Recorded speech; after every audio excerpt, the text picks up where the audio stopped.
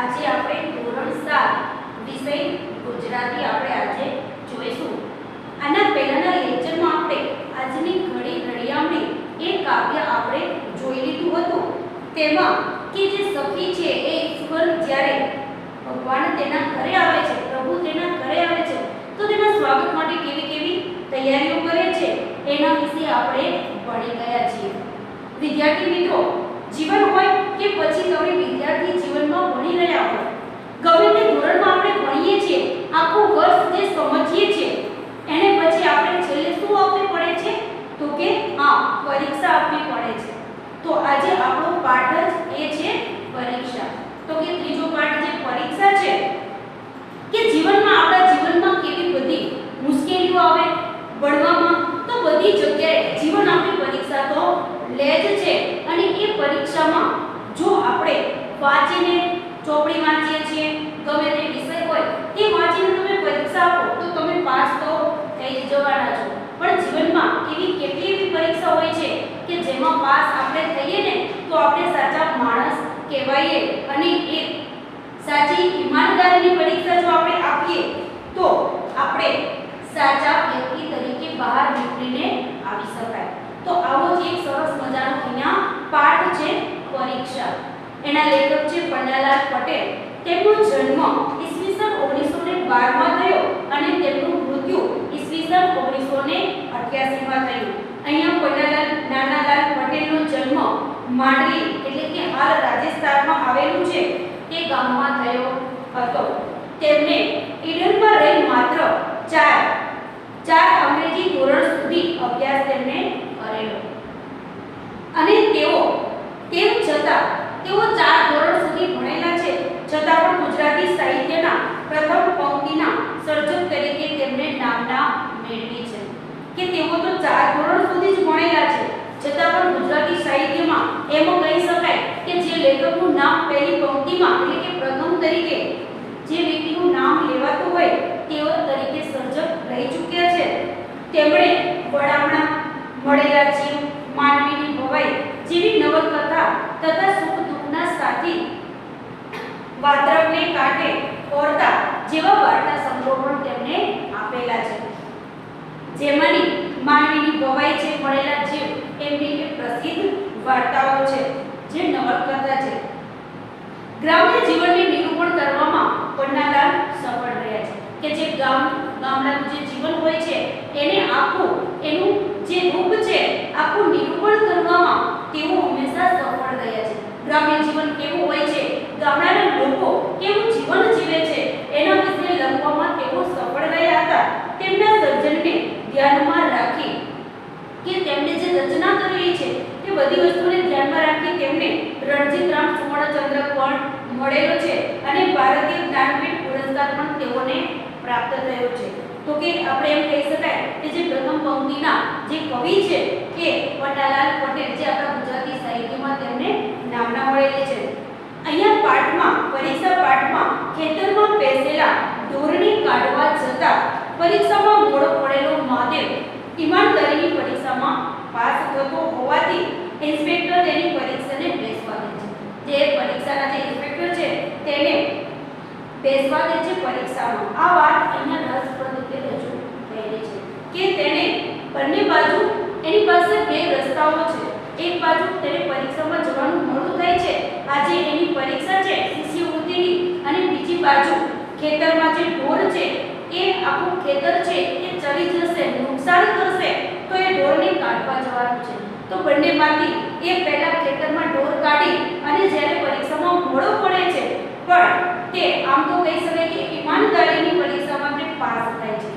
એના જીવનની જે પરીક્ષા હતી કે શું કરવું, એને પહેલા પરીક્ષામાં પહોંચી જાય અને ખેતરમાં ઢોરને એમનામ છોડી દે, છતાં પણ એને પહેલો રસ્તો જે કોઈનું નુકસાન થતું અટકાવવા માટે તો કે ઈમાનદારીની જે પહેલી પરીક્ષા હતી એને પાસ કરી દીધી। એટલા માટે જે પરીક્ષામાં જે જવા માંગતો હતો એ પરીક્ષામાં તેને ઇન્સ્પેક્ટરે બેસવા દીધો।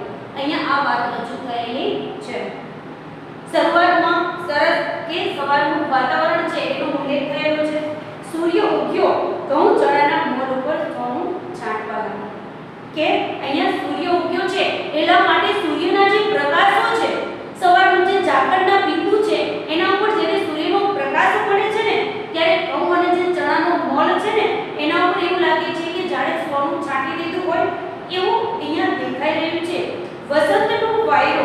વાયરો એટલે કે પવન મોલ ઉપર સોનું સંભાળવા માંડ્યો. મોલ એટલે કે પાક, ખેતરમાં ઉગે તેને આપણે પાક, એને મોલ કહેવાય. ઉપર સોનું સંભાળવા લાગ્યો એટલે કે એકઠું કરવા લાગ્યો. વાયરો જે છે, જે પવન છે, એ મોલ ઉપર એ સોનું એટલે કે એના ઉપર જેનું જે ઝાકળના જે બિંદુ છે અને જે પવનનો વાયરો છે એ બધું એ સંભાળવા લાગ્યો. પર પક્ષીઓનું ટોળું વાયરાની પાછળ પડ્યું. કે જે પક્ષીઓ છે જે ઉડી રહ્યા છે તે વાયરાની પાછળ જાણે ન જઈ રહ્યા હોય એવું લાગી રહ્યું છે. પાંખોનું વીજળું વીજતું હવામાનનું સોનું ધરતી ઉપર પાછું ધકેલાતું હતું. અહીંયા સરસ કવિએ સવારની જે રચના છે કે સવાર પડે અને સૂર્ય ઉગે, સૂર્ય ઉગવાની સાથે જે મોલ ઉપર જે ઝાકળના બિંદુ હોય એવા ડબકા અને એનો જે પવનથી જે લહેરાતા જે આખો પાક છે અને પક્ષીઓ ઉડી રહ્યા છે એની પાંખો છે એ હવાને વીંચતી એટલે કે હવાને પાર કરતી જે જઈ રહી છે અને હવામાનનું જે સોનું છે એ ધરતી ઉપર પાછું ધકેલાતું હોય ને, આવું સરસ મજાનું દ્રશ્ય અહીંયા કવિએ વર્ણન કર્યું છે. ગામમાંથી ગાયો ભેંસોનું ધણ છૂટ્યું. ગામડાનું જીવન છે, ગ્રામ્ય જીવનમાં તમે ગયા હશો કે ગામડામાં જ્યારે આપણે જઈએ છીએ ત્યારે સવારમાં લોકો વહેલા ઉઠી જાય છે અને વહેલા ઉઠી અને સવારનું દ્રશ્ય કંઈક અલગ જ હોય છે. અહીંયા તો આપણે શહેરોમાં રહીએ છીએ તો એટલા મોડા ઉઠીએ છીએ કે સવારના વાતાવરણના આપણે દર્શન જ નથી કરી શકતા. સવારે જ્યારે સૂર્ય ઉગે છે ત્યારે અને એ પણ જે ગામડાનું જીવન હોય, ખેતરે બધા જઈ રહ્યા હોય, ગાયો ભેંસો છે એ પોતે એનું ધણ છૂટ્યું હોય, જે ખેતરો છે એના અંદર મોલ છે ઝૂલતા હોય, આ વાતાવરણ જ કંઈક અલગ જ હોય છે. તો કવિ છે એને સરસ આવું ગ્રામ્ય જીવનમાં જઈ અને સવારના દ્રશ્યનું અહીંયા વર્ણન કર્યું છે. ગાયો ભેંસોનું ધણ એટલે કે બધી ગાયો ભેગી હોય, આખા ગામમાં જે ગાયો ભેંસો હોય બધી એક સાથે નીકળે ત્યારે એને ધણ કહેવાય. ધણ છૂટ્યું, ધરતી ઉપર વેરાયેલું સોનું મોઢે ફંડાતું જતું ખાતું હતું. કે ધરતી ઉપર જે વેરાયેલું એટલે કે વિખરાઈ ગયેલું હોય એવું અને ફંફોડતું કે એક શોધતું અને જતું ખાતું જતું હોય એવું લાગી રહ્યું છે. જે ગાયો ભેંસોનું ધણ છે એ જે વેરાયેલું એટલે કે જે ઘાસ આ તે જે વેરાયેલું છે એને ફંફોડતું જતું અને ખાતું જતું હોય એવું લાગી રહ્યું છે. શાળાએ જવા છોકરા હલ્યા, મોડા જતા હવા ખાતા, મોલ જોતા હવા ખાતા પક્ષીઓના માળા પાડતા. કે બાળકો છે એને તો હંમેશા મસ્તીમાં રહે છે. બાળકોને શું હોય કે જ્યારે સ્કૂલે જઈ રહ્યા છે છોકરાઓ હાલ્યા મતલબ ચાલ્યા. અહીંયા ગ્રામ્ય જીવનની ભાષા છે એટલા માટે અમુક શબ્દો એવા છે. શાળાએ છોકરાઓ એટલે કે જે સ્કૂલે ભણતા હો બાળકો જે હાલ્યા મતલબ ચાલતા હતા. મોલ એટલે કે પાક જોતા જાય છે. હવા ખાતા એટલે કે હવા જે સરસ મજાની જે પવન વહી રહ્યો છે એને એ લોકો ખાતા એટલે કે એને પવનને એ લોકો માણી રહ્યા છે. પક્ષીઓના માળા પાડતા, જે ઝાડ ઉપર અને મોટા ઝાડ ઉપર જે પક્ષીઓના માળા હોય એને પાડતા જાય છે. ખેતરના શેઢેથી પસાર થતી રૂપેરી પગદંડી પર સોનેરી પગલા પાડતા. કે તેઓ પક્ષીઓના માળા પાડે છે અને ખેતર હોય એનો શેઢો એટલે કે ખેતર જ્યાં પૂરું થતી હોય તે જગ્યા એને શું કહેવાય? શેઢો કહેવાય. શેઢેથી પસાર થતી કે શેઢા ઉપર આપણે ચાલવા માટેની એક રસ્તો હોય, એ રસ્તા ઉપર રૂપેરી એટલે કે રૂપેરી પગદંડી એમના જે પગ છે એ સોનેરી પગલા પાડતા હોય એવું અહીંયા વર્ણવાય છે. કે બાળકો જે ચાલી રહ્યા છે એમના જે પગ છે એ રૂપેરી પગ છે એના દ્વારા સોનેરી પગલા તેઓ માંડી રહ્યા છે. એક છોકરો બોલી ઉઠ્યો. તેવામાં એક છોકરો કહે છે, ઉપાડો પગ, આજે મારે પરીક્ષા આપવાની. ઉપાડો પગ એટલે કે ચાલવામાં ઝડપ રાખો, આજે મારે તો પરીક્ષા આપવાની છે. ઇન્સ્પેક્ટર સાહેબ કાલના આવેલા છે કે કાલના એક પરીક્ષા લેવામાં આવેલા છે અને મારે પરીક્ષા જે આપવાની છે એટલા માટે બધા ઝડપથી ચાલો. ત્યારે આપવાની છે. અમારે શું? ચારેયમાં મોટો છોકરો મસ્કરીમાં બોલ્યો.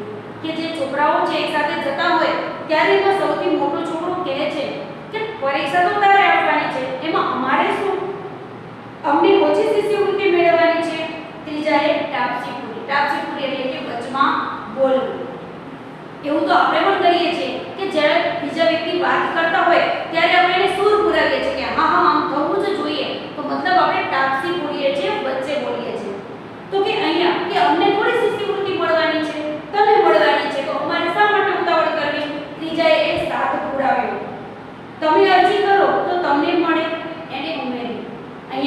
એને કહ્યું કે તમે જો અરજી કરો અને તમે જો પરીક્ષા આપો તો તમને પણ મળશે, પણ તમે કઈ મારા જેવા ગરીબ નથી કે શિષ્યવૃત્તિ માટે તમે બધા મારા જેવા ગરીબ નથી, તમે જો અરજી કરો અને પરીક્ષા આપો તો તમને મળે, પણ તમે મારા જેવા ગરીબ નથી, પહેલો બોલ્યો. પણ તને જ ક્યાં મળી છે, તમારા 10 ની પરીક્ષા લેશે ત્યારે હું માનું. એ કે છે તને ક્યાં હજી મળી છે, કારણ કે તું એમ કહે છે કે તમને બધાને મળે પણ તમે બી મારા જેવા ગરીબ નથી, પણ તને ક્યાં મળી છે હજી. તમારી 10 ની પરીક્ષા પહેલા જે ઇન્સ્પેક્ટર સાહેબ આયા છે એ લેશે અને પછી તમારા 10 ની પરીક્ષા લેશે ને મહાદેવ વડાએ એટલે કે એમાંથી સૌથી મોટો હતો એને કહ્યું ને કેમ જાણ્યું કે પહેલા 3 માં તું આવીશ, તને ખબર છે કે તું પહેલા 3 માં 10 ની પરીક્ષા લેશે એમાં પહેલા 3 માં તું જ આવીશ અને તને મળશે પણ ખરી. ચોથાએ વાતમાં પડ્યો એટલે કે એને પણ વચ્ચે કહ્યું, ચોથો જે હતો એને વચ્ચે બોલતા કહ્યું કે તને ખબર છે કે તું 3 માં આવી જ જઈશ, 10 વ્યક્તિની પરીક્ષા લેશે એમાં પહેલા 3 નંબરમાં તું આવી જ જઈશ, એમ તો નહીં પણ પહેલો આવીશ. મહાદેવ સગર્વ કર્યો, એને ગર્વ સાથે કહ્યું કે 3 નહીં પણ હું પહેલો જ આવીશ, એમ તો નહીં પણ હું પહેલો આવીશ. કહેવાય નહીં હો મહાદેવ, વડાએ કહ્યું. આડે દિવસે દોડે ને દશેરાએ થોડું ન પણ દોડે. એ તો જ્યારે મહાદેવના અંદર એ કહે છે, મહાદેવ એના અંદર એટલી બધી એને ઉત્સાહ છે અને એ કહે છે કે 3 વાર નહીં પણ હું પહેલો જ આવીશ, ત્યારે એમાંનો જે મોટો છોકરો છે એ કહે છે કે એવું કહેવાય નહીં હો કે આપણે તો આડા દિવસે એટલે કે આપણે અમુક વાર એવું થાય કે સારું એવું ભણતા હોય પણ જ્યારે જરૂર હોય ઘરે સમય ઉપયોગમાં ન આવે, એટલે કે આડે દિવસે દોડે ને દશેરાએ ઘોડું ન પણ દોડે, એનો મતલબ ઘરે સમય ઉપયોગમાં ન પણ આવે. અમુક વાર એવું પણ બને આપણી સાથે કે આપણને એવું સરસ મજાનું આવડતું હોય, ક્લાસમાં જ્યારે આપણને પૂછવામાં આવે ત્યારે પણ આવડતું હોય ને આપણે પરીક્ષા વખતે એ કદાચ આપણે ભૂલી જઈએ અને એ રહી જાય, ત્યારે આ કહેવત ઉપયોગમાં લઈ શકાય કે આડે દિવસે દોડે ને દશેરાએ ઘોડું ન પણ દોડે, એટલે કે ઘરે સમય આપણને ઉપયોગમાં અમુક વસ્તુ ન પણ આવે, ન શું દોડે એવી પાટી મેલાવવું કે. ત્યારે મહાદેવ કહે છે કે દોડે શું કરવાની એમ, કારણ કે ઘરે સમય ઉપયોગમાં કેમ નહીં આવે, પાટી એટલે કે એટલું બધું દોડાવું ને શું કરવા નહીં ચાલે. ત્રીજું વચ્ચે બોલ્યો, મણિયાને તું કમ ન જાણતો, 6થા ધોરણમાં પહેલે નંબરે આવ્યો હતો ને વળી, કે બીજો જે છોકરો છે તે 10 નંબર માનો એમાં એક મણિયો છે એને તું ઓછો ન માનતો. આપણે આવી રીતે પરીક્ષામાં વિદ્યાર્થીઓ વાતો કરતા હોય છે કે ઓલો તો કેટલો બધો હોશિયાર છે, આપણા કરતાં પણ એ સારા માર્ક દર વખતે લઈ આવે છે, તો એને આપણે ઓછો ન સમજવો, એની આગળ નીકળવું છે તો આપણે વધારે મહેનત કરવી પડે. એટલા માટે ત્રીજો છે એ મહાદેવ એવું કહે છે કે ઓલો જે મણિયો છે એને તો ઓછો ન સમજ, કમ મતલબ ઓછો ન સમજતો. 6થા ધોરણમાં જ્યારે તે હતો ત્યારે પહેલા નંબરે આવ્યો હતો, એ તો હું માદો એમ કરીને એવું વાક્ય અધૂરું છોડી દે છે. એવું કહેવા માંગે છે કે એ તો સમય હું માદો હતો ને એટલા માટે પહેલો નંબર લઈ ગયો. ચોથો બોલી ઉઠ્યો ને નટુડો ઓછો છે કે એમાં પાછા એના બાપા હેડમાસ્ટર છે, કે બીજો જે છોકરો છે તારી સાથે પરીક્ષા દેવાનો છે એ મણિયો પહેલો હતો એનો તો પહેલા નંબરે પાસ થાય છે, બીજો જે નટુડો છે એ પણ એટલો હોશિયાર છે અને પાછા એના બાપા જે છે એ હેડમાસ્ટર છે, ત્યાંના મોટા સાહેબ છે.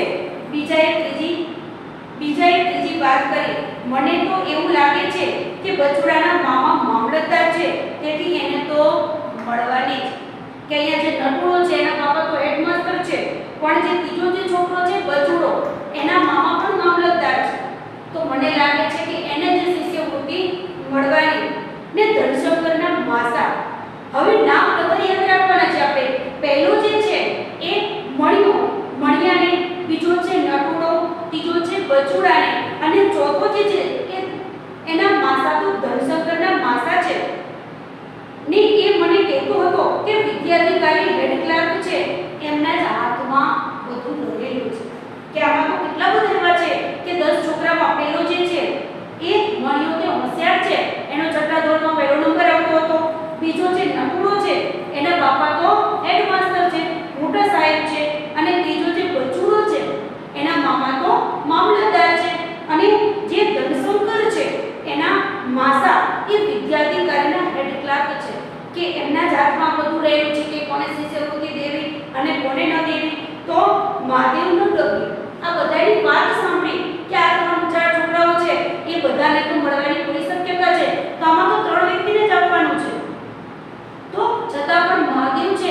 એના મનની હિંમતને બિલકુલ તૂટવા નથી દેતો અને બિલકુલ ડગ્યા વગર ના રે ના એવું હોત તો પરીક્ષા જ ન લેત ને.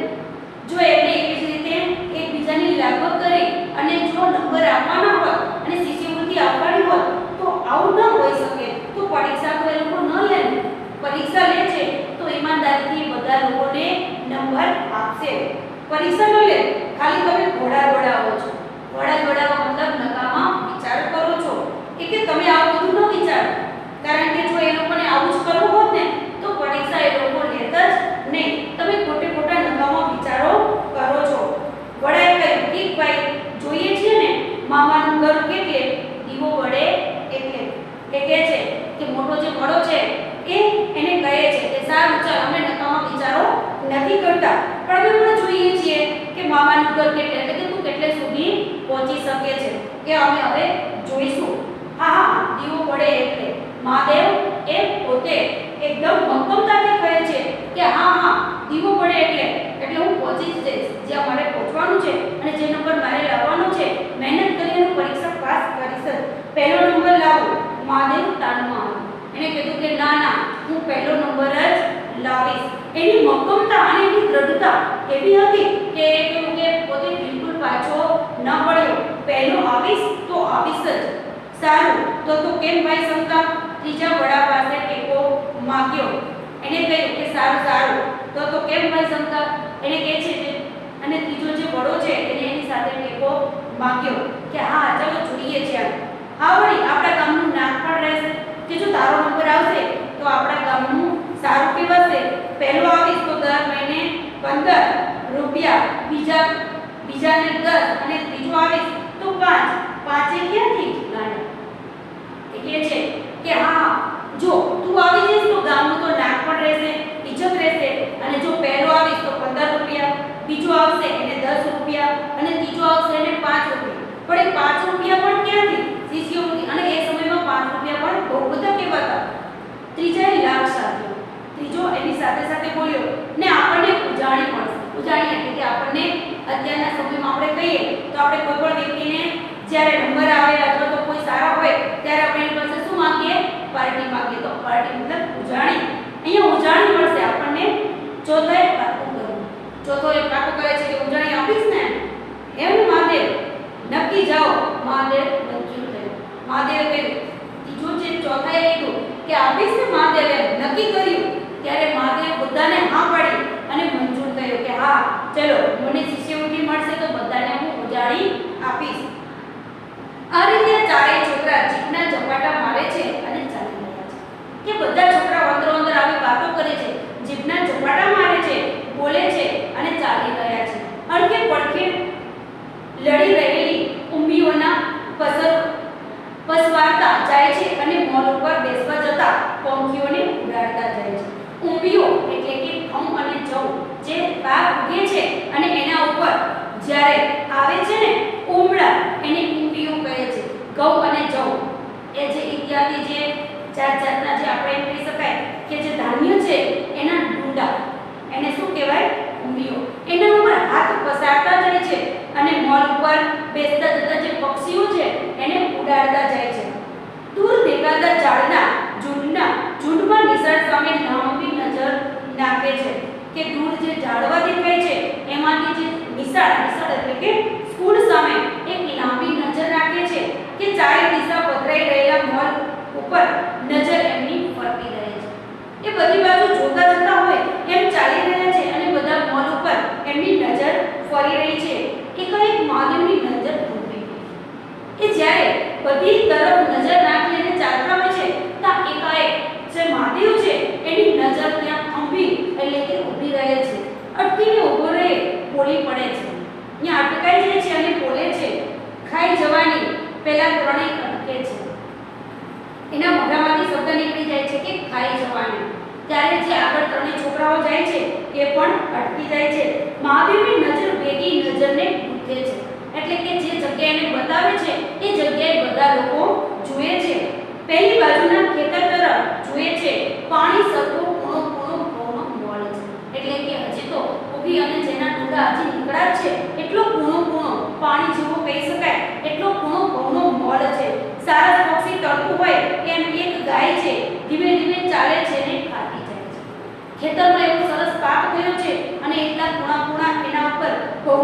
છે અને સારસ પક્ષી હોય કેમ તરતું હોય એવા મોલમાં એનું બસ એ દેખાય છે ગાય અને એ આખો ધીમે ધીમે ચાલતી જાય છે અને બધો મોલ ખાતી જાય છે. કાપલો કાઢી નાખવાનો એટલે કે બધું ખાઈ જવાની. કાપલો કાઢી નાખવાનો એટલે કે બધું ખાઈ જવાની. મહાદેવના પગ જમીન સાથે જકડાઈ ગયેલા લાગતા હતા. એના પગ યાન્યા કંપી ગયા. હવેથી આગળ વધતા જ નહોતા કે આ બધું જ ખાઈ જશે. જેનું પણ ખેતર છે એમાંથી બધું જ ખાઈ જશે તો ઘણું બધું નુકસાન જશે. તારી માસીના ખેતરમાં લાગે છે. બીજા છોકરાએ શંકાએ અટકણ કે જે શંકા નામનો જે છોકરો છે એને કીધું કે તો તારા માસીના ખેતરમાં લાગે છે. ત્રીજાએ કહ્યું સેડા પર છે એટલે કે ખેતરના જે પૂરું થવાનું હોય તે જગ્યાએ ઊભી છે. મહાદેવ વિચારમાં હતો. બોલ્યો તે પણ વિચારતો હોય એવી રીતે આ પાકે પહેલી પાક પણ ખાવાની તો ખવું જ ને કે ગમે તે પાર જાય આજુબાજુમાં બધા ખેતરો છે અને બધા ખેતરમાં મોલ જ છે. ગમે તે અહીંયા શેડે છે તો શેડામાંથી બીજાના ખેતરમાં અને બીજાના ખેતરમાંથી બીજાના ખેતરમાં ગમે તે પાર આ પાકે પહેલી પાર મતલબ આ પાર જાય કે ઓલી પાર જાય પણ ખાવાની તો તે કહું જ છે ને. કોઈના ખેતરમાં પણ ખાય પણ એ નુકસાન તો થવાનું જ છે ને. ગામ તરફ એને નજર દોડાવી કે એને ગામ તરફ જોવા લાગ્યો કે કોઈ જો એને મળી જાય તો એના તરફથી સમાચાર આપી દે કે ખેતરમાં ગાય છે. ગામ તરફ એને નજર દોડાવી. દૂર કોઈ માણસને જોયું. દૂર એક માણસ હતો તો બૂમ પાડીને કહેવા લાગ્યો. એને બૂમ પાડી અને કહેવા લાગ્યો એ મારા માસીને ત્યાં કહેજો કે ગાય અને અહીંયા એનું વાક્યને અધૂરું છોડી દે છે. વળી થયું એ બોલવા જાય છે કે મારા માસીને કહેજો કે તમારા ખેતરમાં ગાય. પણ આટલું બોલવા જતાં એને વિચાર આવે છે અને પછી એને થાય છે કે ક્યારે ગામમાંથી માસી આવશે, ક્યારે આવશે ને ક્યારે કાઢશે. એટલામાં તો આ કાપલો કાઢી નાખશે કે ગામમાંથી ક્યારે સમાચાર દેશે અને પછી એ સમાચાર મળી અને ક્યારે પછી ખેતરમાં આવશે. ત્યાં સુધીમાં તો ગાય બધું ખાઈ જશે. મહાદેવે શંકા સામે દફતર ધર્યું. મહાદેવ છે એનું પોતાનું દફતર છે એ શંકાને તરત ધર્યું. લેને શંકા ગાયને હું હાંકતો આવું. તું મારું દફતર લઈ અને તમે ચાલતા રહો. હું ગાયને કાઢીને આવું છું. શંકાએ દફતર લીધું ને યાદ આવ્યું તારે એ પરીક્ષા છે ને. શંકાએ કહ્યું કે તારે તો પરીક્ષા દેવાની છે ને. આવ્યો આમ મહાદેવે પાટી લીધો. એને કીધું કે તું ચાલતો થા હું આવું છું એમ અને પાટી એટલે કે દોડવા લાગ્યો. મોલ ઉપર ઉડતી ઉડતી સમડી જતી હોય ને એવું એનું માથું દેખાતું હતું. એ એટલી ઝડપથી દોડતો હતો કે મોલ ઉપર જોઈએ ને તો સમડી કેમ ઉડતી ના હોય એટલી ઝડપથી તો એનું માથું એવું દેખાતું હતું અને કહેતો હતો તમારે હેડતા થાઓ. હેડતા થાઓ મતલબ ચાલતા થાઓ કે તમે તારે ચાલતા થાઓ. આવ્યો હું તો આમ કે તમે બધા ઝડપથી જાઓ અને ચાલતા થાઓ. હું તમારી પાછળ પાછળ આવું છું. હરાયું ચરેલી ગાય. હરાયું મતલબ રખડતું છૂટું ફરતું અંકુશ વગરનું જે ઢોર છે. બહાર રખડતા ઢોર હોય ને આપણે બહુ જોવા મળે છે. એમાં ખાસ કરીને આપણે તો અહીંયા જે સિટીમાં રહીએ છીએ ત્યાં તો આપણને મળે છે કે એવા રખડતા ઢોર કે જે બીજું બહાર ખાતા ફરતા હોય એવા ઢોરને શું કહેવાય? હરાયું. હરાયું ચરેલી ગાય. મસ્તાન હોય એમાં નવાઈશ કે એને એટલું બધું ખાઈ લીધું હતું એટલે પોતાની ધૂનમાં મસ્ત હતી. મહાદેવનું મન કરીને ટેપા મારે પણ ચરબી ભરી ગાયને તો લાડના લટકા કે પોતે ટેપા પકડી અને એને ગાયને મારે છે પણ ગાય તો એટલી ચરબી ભરેલી હતી કે એને તો એ ટેપાની અસર જ થતી નહોતી. એને તો લાડના લટકા હતા કારણ કે એને તો આજે સરસ પૂર્ણ એવો માલ ખાવા મળ્યો હતો અને એ બધા ઘઉં છે એ ખાઈ અને એવી થઈ ગઈ હતી કે એને તો એ ટેપા અસર પણ કરતા ન હતા. એટલામાં સોટું પણ ન હતું. કેટલામાં આજુબાજુમાં મહાદેવે જોયું તો એને કોઈ સોટી પણ ન મળી. સેડા ઉપર આંકડાનો એક દોરો બાંધ્યો. આંકડાનું જે ઝાડ હોય એમાંથી એક ડાળી છે એને તોડી પણ ગાયને તો ચમડી જાણે શરીર પરથી માખો ઉડાડતી હોય. એ ઝાડને જે આંકડાનો દોરો છે એને મારે છે ત્યારે તો ગાયને તો જાણે શરીર ઉપર માખો ઉડતી હોય ને એવું લાગી રહ્યું હતું. માંડ માંડ કરી માસીનું ખેતર વટાવ્યું કે આમ કરીને ડેબા અને એ જે આંકડાનો દોરો ભાગ્યો હતો એ તો ગાયની અસર પણ ન કરતો હતો. માંડ માંડ કરી એને ખેતર તો વટાવ્યું એના માસીનું તો બીજું પાછું કાકાનું ખેતર આવ્યું. કે એના માસીના ખેતરમાંથી જ્યારે ગાયને કાઢે છે તો બીજું ખેતર એના કાકાનું હતું. કાકા કારેલા હતા એટલે કે ગુસ્સાવાળા હતા, પણ એટલે કઈ ગાયને ઘઉં ખાવા દેવે એ વિચારે છે કે કાકા બહુ ગુસ્સાવાળા છે, પણ ભલે ને ગુસ્સાવાળા હોય પણ એમના ખેતરમાં ગાયને ખાવા દેવાય નહીં. તો ત્રીજું ખેતર ગામના એક ગરીબનું. એ કાકાના ખેતરમાંથી માંડ કરીને કાઢ્યું તા તો ત્રીજું ખેતર કોઈ ગરીબનું હતું. મહાદેવને કહ્યું ના ના, નારદજી કાકાને આ એક જ ખેતર છે ને, કાપલો કાઢી નાખો. ત્યાં ત્રીજું ખેતર છે એ તો ખૂબ ગરીબ છે, મહાદેવ કાકા એમને તો આ એક જ છે, એટલા માટે નારદજી કાકાના ખેતરમાંથી પણ મારે કાઢવી પડશે, નકર તો એ બધું ખાઈ જશે. ને મોડી ગાયને આગળ હાંકી. હવે એનાથી ગાયને આગળ હાંકે છે મહાદેવની અધીરાઈ અને અકળામણ વધવા લાગી. હવે એના અંદર જે અધીરાઈ હતી કે હવે કાઢીને પાછું ક્યારે સ્કૂલે જશે, એના અંદર અકળામણ પણ વધવા લાગી. એને થયું કે હવે એને આમ કાઢવા જતા કેટલું મોડું થઈ જશે. એક લાકડું હાથમાં આવતા ગાયને જોડવા માંડ્યો.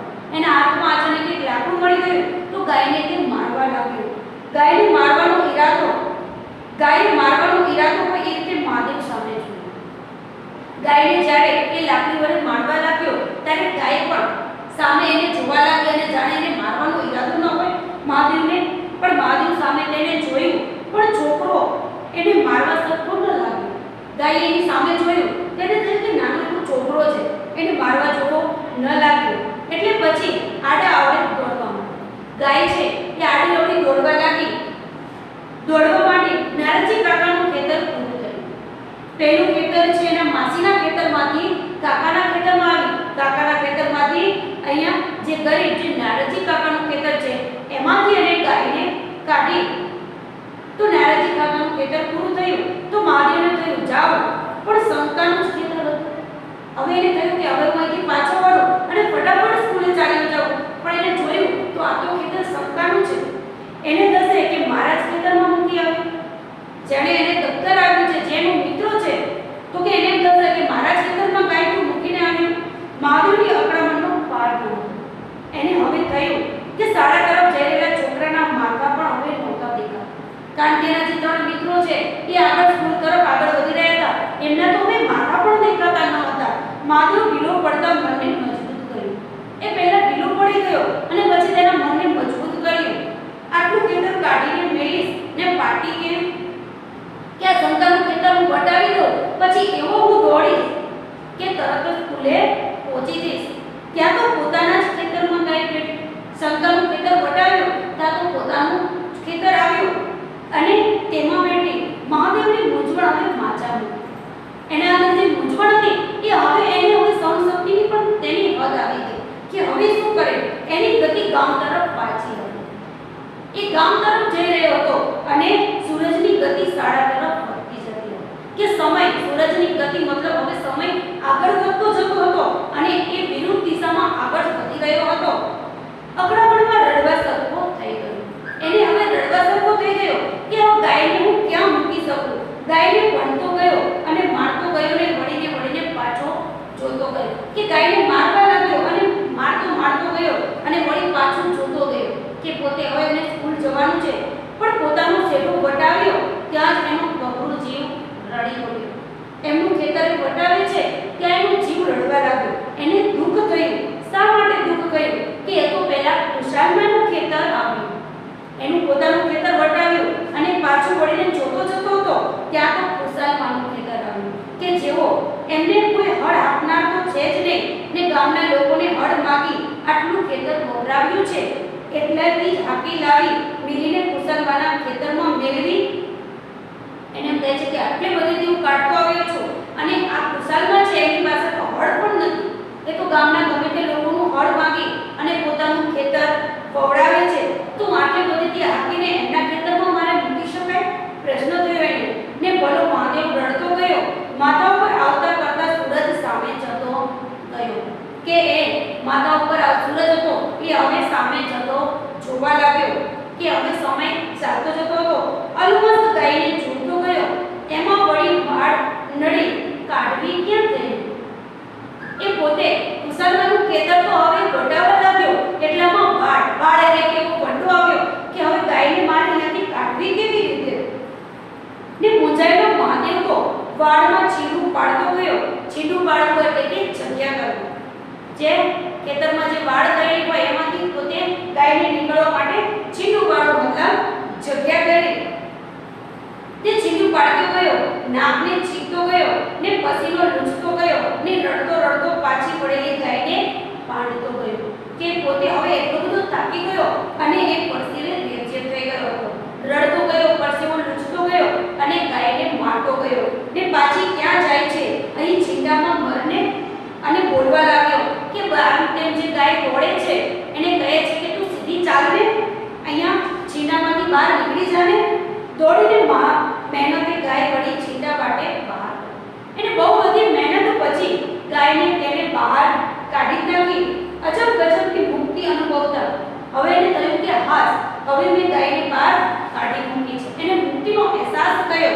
અનુભવતા મહાદેવ જમના હાથમાંથી છૂટ્યો હોય ને, કે આપણે એવું કહીએ છીએ કે જમ એટલે એના હાથમાંથી કેમ વ્યક્તિને છૂટો કરી દીધો હોય, એવી રીતે દોડ્યો શાળા તરફ. એવી કે મુઠ્ઠી વાળી અને મોળની સપાટીએ સનન કરતો છૂટેલો તોપના ઘોડો, કોઈ ઘોડો જોયો કે જાણે કોઈ ઘોડો કે ઝડપથી છૂટ્યો હોય એમ તે પોતે દોડવા લાગ્યો.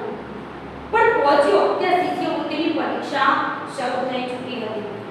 કે જ્યારે તે દોડ્યો ને ત્યારે તે પહોંચ્યો પણ ત્યાં શિષ્યવૃત્તિની પરીક્ષા તો પૂરી થઈ ચૂકી હતી. 10મા વિદ્યાર્થી તરીકે શિક્ષક અને ઇન્સ્પેક્ટર આગળ ઊભો કર્યો. કે 10મા વિદ્યાર્થી તરીકે તેને ઊભો કર્યો. ઇન્સ્પેક્ટરે મહાદેવ સામે જોયું. જે પરીક્ષા લેનાર હતા એને મહાદેવ સામે જોયું અને એનો આખો ચહેરો આંસુથી ખરડાયેલો હતો. મહાદેવ છે એ રડતો હતો અને એના ચહેરા ઉપર આંસુ હતા. અંગે પણ પસીનો રેબઝેબ હતો. સવાલ કર્યો, કેમ ભાઈ મોડો પડ્યો? એનું આખું શરીર છે એ પરસેવેથી રેબઝેબ હતું. એને સવાલ કર્યો કે કેમ તારે મોડું થયું? મહાદેવ રડતો ગયો ને પોતાની કથની એટલે કે એની સાથે શું બન્યું એ કહેતો ગયો. કે મારી સાથે આવું બનેલું છે. ઘઉંના બોલમાંથી ગાય કાઢવા ગયો હતો સાહેબ. જતા તો જઈ લાગ્યો પણ મારે એ ગાયને કોના ખેતરમાં છોડવી સાહેબ? એને કહ્યું કે હું ઘઉંમાં જે મોલ ખાતી ગાય હતી એને હું કાઢવા માટે જઈ તો ચડ્યો પણ મારે કોના ખેતરમાં મૂકીને પાછી આવી? કોઈના ખેતરમાં, મારા ખેતરમાંથી કાઢી અને હું કોઈના ખેતરમાં મૂકી શકું સાહેબ? એને ક્યાં મારે છોડવી? એટલે પછી ખેતરની બહાર ગાયને કાઢવા રહ્યો એમાં મને મોડું થઈ ગયું. ઇન્સ્પેક્ટરે જોયું તો મહાદેવની આંખોમાં આંસુ ન હતા પણ માનવતાની શરમાણી હતી. એને કહ્યું કે આટલા બધા ખેતરમાંથી તેને નુકસાન થતું બચાવ્યું. એની આંખોમાં આંસુ ન હતા પણ એક માનવતાની કે એના અંદર એને સારું કાર્ય કર્યું છે એટલે એક માનવતાની શરમાણી હતી. પોતાને પૂછતી હતી કોના મોલમાં મારે હરાઈ ગાયને મૂકવી સાહેબ? એવો પ્રશ્ન કરતી હતી કે મારે કોઈના ખેતરમાં મોલ ખાય એવી રીતે મારે ગાયને મૂકવી કેમ સાહેબ? આપ જ કહું ને જાણે ઇન્સ્પેક્ટરે પોતાના મનની વાત વપરી પડી. ઇન્સ્પેક્ટર છે એના મનમાં ગયું કે આ છોકરો કેટલો ઈમાનદાર છે. એને પોતે એવો પ્રશ્ન પોતાના મનમાં કે છે કે મારે કોના ખેતરમાં મૂકવી સાહેબ? ત્યારે એ સાહેબ પણ મનમાં બોલી ઉઠ્યા, પાસ છે જા. ખ્યાલ આવતા શિક્ષકે ઉઠ્યો કે તું પાસ છે જા. પરીક્ષા તારી તે પાસ કરી ચૂક્યો છું. આપો આલે આને પેપર આપો. મહાદેવના આંસુ આનંદમાં ફેરવાઈ ગયા. એને જે દુઃખ હતું એ અત્યારે આનંદમાં ફેરવાઈ ગયું. અંગ ઉપર પસીના પ્રકાશે શક્તિએ પ્રવેશ કર્યો. પેપર લઈને તે મટી પડ્યો પેપર લખવા માટે. કે એના જે આંસુ છે એ આનંદમાં ફેરવાઈ ગયા અને એના અંગે અંગે એક સરસ મજાનો જે પસીનાનો પ્રકાશ એટલે કે અંદરથી એનો જે આનંદ છે એને એક શક્તિ એનો પ્રવેશ લીધો. પ્રવેશ કર્યો એના અંદર એક શક્તિ ઉત્પન્ન થઈ અને પેપર લખવા તે મંડી પડ્યો. તો અહીંયા જે આપણો આખો જે પાઠ છે એમાં આપણને એક જ વસ્તુ શીખવા મળે છે કે આપણે જ્યારે જીવનની કોઈ પણ એવી પરીક્ષા હોય, ઈમાનદારીની હોય કે પછી આપણી માણસાઈની પરીક્ષા હોય ત્યારે આપણે પાસ કરીએ છીએ ને તો આપણે બધી જ પરીક્ષાને સફળ કરી શકીએ છીએ.